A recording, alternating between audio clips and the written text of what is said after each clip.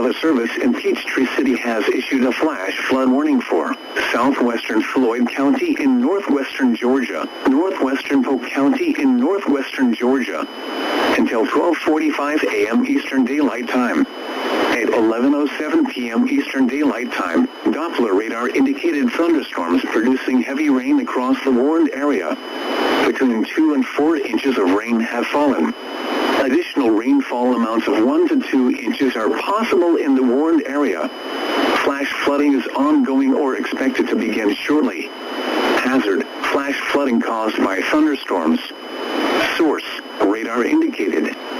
Impact: flash flooding of small creeks and streams, urban areas, highways, streets and underpasses, as well as other poor drainage and low-lying areas. Some locations that will experience flash flooding include Cave Spring. Turn around, don't drown when encountering flooded roads. Most of flood deaths occur in vehicles. Be especially cautious at night when it is harder to recognize the dangers of flooding.